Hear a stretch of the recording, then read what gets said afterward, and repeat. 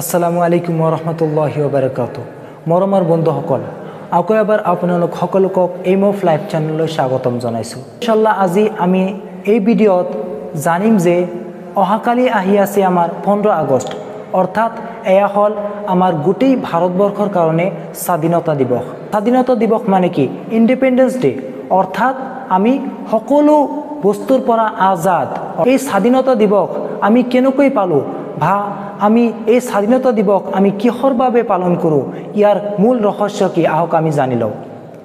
মৰমৰ বন্ধুসকল, আপোনালোক সকলোৱে জানে যে আমাৰ এই ভাৰতবৰ্ষখনত ব্ৰিটিছসকলে 200 বছৰতকৈ বেছি ৰাজত্ব কৰিছে। অৰ্থাৎ তেওঁলোকে আহিছিল ইয়াত বেপাৰ বাণিজ্য কৰিবলৈ, কিন্তু সৰ্বশেষত আমাৰ এই ভাৰতবৰ্ষৰ মানুহৰ ওপৰত এনেকুৱাভাৱে তেওঁলোকে ব্যৱহাৰ কৰিছিল আৰু এনেকুৱাভাৱে অন্যায় অত্যাচাৰ কৰিছিল। সৰ্বশেষত এনেদৰে তেওঁলোকে কি কৰিলে, বেপাৰ বাণিজ্যৰ পৰা তেওঁলোকে ৰাজত্বৰ ওচৰত আহিলে, অৰ্থাৎ তেওঁলোকে ৰাজত্ব কৰিবলৈ আৰম্ভ কৰিলে। গতিকে এই ৰাজত্বৰ মাজত তেওঁলোকে আমাৰ ভাৰতবৰ্ষৰ মানুহসকলক তিৰোতা হওক, মহিলা হওক, পুৰুষ হওক বা আমাৰ সৰু সুৰা ছাত্ৰ বন্ধু সন্তানসকলক হওক, সকলো মানুহক বিভিন্ন ধৰণে তেওঁলোকে কি কৰিছিল, অন্যায় অত্যাচাৰ তেওঁলোকে চলাইছিল। কিন্তু এয়া এটা সময়ত শেষ হ'ব লাগিছিল। যিসকল মানুহে ইয়াৰ বিষয়ে ভাবিছিল যে আমাৰ দেশখন এদিন স্বাধীন হ'ব লাগিব, আমি এদিন স্বাধীন ভাৰতীয় নাগৰিক হ'ব লাগিব, এই চিন্তাধাৰী মানুহসকলে কি কৰিছিল, আমাৰ দেশখন স্বাধীন কৰিবলৈ বিভিন্ন ধৰণে তেওঁলোকে প্ৰচেষ্টা চলাইছিল। আৰু তাৰে মাজত সৰ্বপ্ৰথমে আমি জানিব লাগিব আমাৰ জাতিৰ পিতা মহাত্মা গান্ধী। অৰ্থাৎ তেখেতে এনেকুৱা এজন ব্যক্তিত্ব আছিল যিয়ে আমাৰ ভাৰতবৰ্ষৰ বিভিন্ন ৰাজ্যত যায়, বিভিন্ন ঠাইত যায় তেখেতে আমাৰ স্বাধীন ভাৰতৰ নাম গুণ গাইছে। তেখেতে কেনেকৈ আমাৰ ভাৰতবৰ্ষখন স্বাধীন হ'ব লাগিব, কেনেকৈ আমি এক সুনাগৰিক হ'ব পাৰিম, সেয়া তেখেতে প্ৰচেষ্টা চলাইছিল।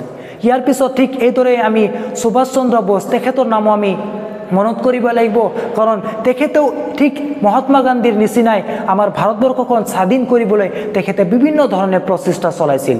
ঠিক এনেদৰে আমি সুভাষ চন্দ্ৰ বোস, তাৰপিছত ভগত সিং, তাৰপিছত মণিৰাম দেৱান, কনকলতা বৰুৱা, এনেকুৱা আমাৰ অসমৰ পৰাও বিভিন্ন ধৰণৰ স্বাধীনতা সংগ্ৰামী ব্যক্তিত্ব আছিল।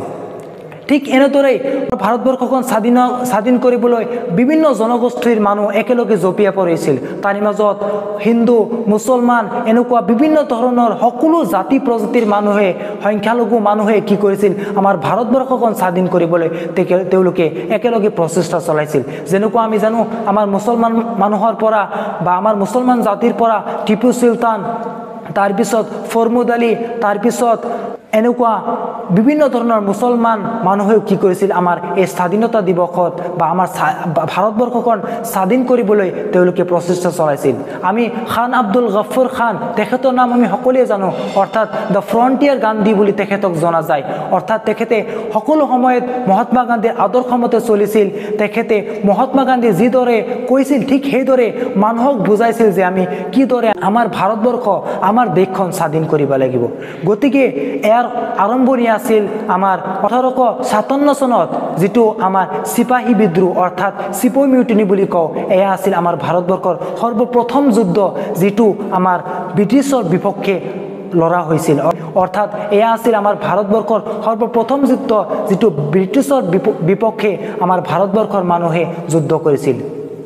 যদিও এই যুদ্ধত আমাৰ ভাৰতবৰ্ষৰ ব্যক্তিত্বসকলে, আমাৰ ভাৰতবৰ্ষৰ নেতাবৃন্দসকলে সফল হোৱা নাছিল, কিন্তু সকলো মানুহৰ মাজত তেওঁলোকে এটা চিন্তা চৰ্চা মানুহৰ মাজত পেলাই দিছিল যে আমি এদিন স্বাধীন হ'ব লাগিব, আমি এদিন এই ব্ৰিটিছ ৰাজত্বৰ পৰা বিদায় হ'ব লাগিব, এদিন এই ব্ৰিটিছক আমাৰ দেশৰ পৰা গতাই দিব লাগিব।